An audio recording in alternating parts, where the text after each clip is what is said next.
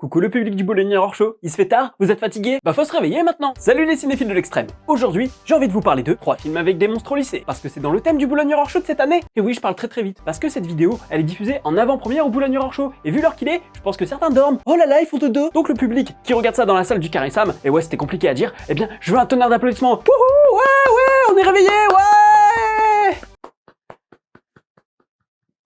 Je sais pas. C'est totalement ridicule parce que vous répondez à une vidéo en fait. Et ça se trouve, je suis en coulisses en train de pioncer donc je vous entends même pas. Et si vous n'avez pas fait de bruit, eh bien vous êtes des rabat-joie. Dans les deux cas, vous êtes des gros cons, c'est ça la vie. Oh, monde de merde. Bref, on va commencer tout de suite avec le premier film, Teen Wolf, sorti en 1984. Dire que c'est le film qui a inspiré une série pour pisseuses.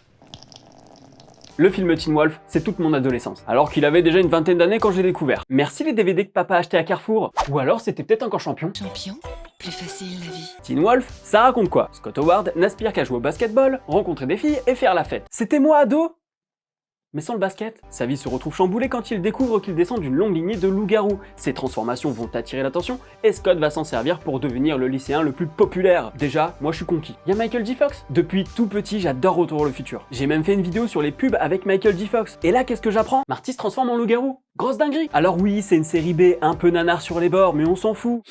Ça respire les années 80. Les vêtements, les décors, les coiffures, et puis la musique. On a ça.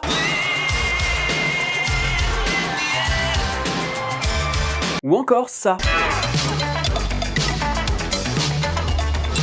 D'ailleurs, pour la petite anecdote, j'ai envie de buter les gens qui disent pour la petite anecdote d'ailleurs, ce morceau a été samplé par Audio Bullies.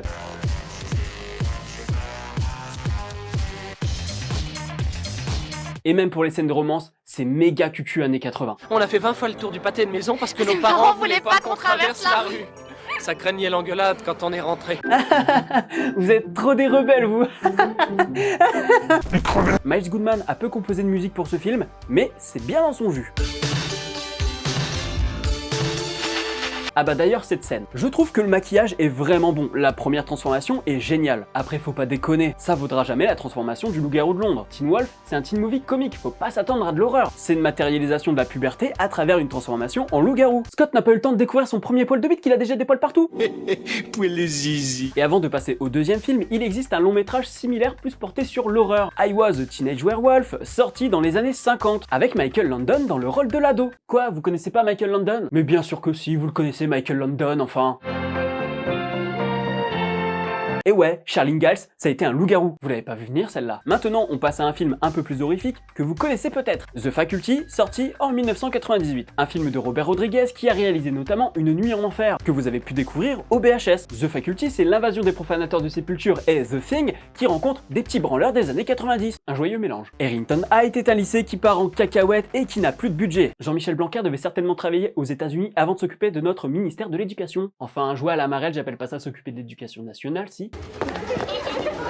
Et d'un coup, dans le lycée, les professeurs deviennent bizarres et inquiétants, et les ados les soupçonnent. Alors moi, j'aurais bien voulu leur dire que leur prof de sport c'était certainement un T1000, mais j'étais pas sûr. En parlant d'acteurs, ça va faire plaisir à Alexandre du Boulevard Hors Show. On a John Abrahams qui a un petit rôle furtif et qui joue Bobby dans Scary Movie, parodie en majorité de Scream, Scream qu'Alex adore. Et d'ailleurs, à l'écriture de The Faculty, on a Kevin Williamson qui a scénarisé Scream. C'est pas beau ça? C'est de la bonne. De toute façon, ce film, c'est un défilé des têtes connues des années 90-2000. Une prof joue dans Twin Peaks, une autre c'est Jean Grey, il y en a un c'est le commandant Spangler dans Malcolm, Elijah Wood, j'en parle même pas. Bref, The Faculty est ancré dans une époque. Quand tu le vois, tu sais exactement en quelle année tu te trouves. Les fringues, c'est pareil, années 90. Et il faut le dire, on retrouve tous les personnages clichés d'adolescents. Le marginal, la rebelle, l'intello, la gentille, le sportif, la première de la classe. En fait, c'est comme Breakfast Club, des ados de chaque catégorie sociale du lycée qui font équipe contre le prof. Sauf que là, les profs veulent simplement les buter. Et sinon, on a aussi la musique d'intro qui annonce qu'on est dans les années 90.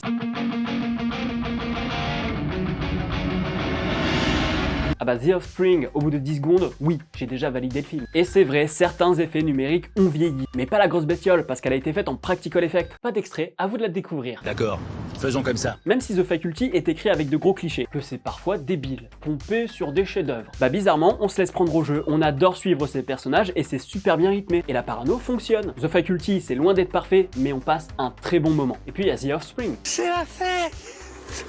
Et maintenant, avec le troisième film, on repart sur du teen movie comique. Un amour de Frankenstein, sorti en 1991. Oh oui, celui-là, je le sors de nulle part. Il a même plusieurs noms français. Le titre original américain, c'est Frankenstein The Collegers. En français, Un amour de Frankenstein, mais aussi Frankenstein, le tombeur de la fac. Quand t'as deux titres français, tu sens déjà que c'est le bordel. Et bah c'est pas tout, parce que mon DVD édité chez Prism, bah c'est carrément une VHS rip. Regardez, la bande de la VHS était carrément usée quand ils l'ont ripé. Je pense vraiment que ça doit être difficile de trouver ce film aujourd'hui. Faut même pas espérer un Blu-ray. C'est vraiment pas nice. Un amour de Frankenstein, ça raconte quoi? Jay et Mark, deux brillants étudiants en médecine, vont révolutionner la fac en introduisant sur place le célèbre monstre de Frankenstein. Le monstre devient la coqueluche de la fac et fait des ravages avec toutes les filles. Oh là là, attendez, je suis bloqué parce que je suis choqué. Dans Teen Wolf, elles sont zoophiles. Bon, soit, pourquoi pas, ça arrive.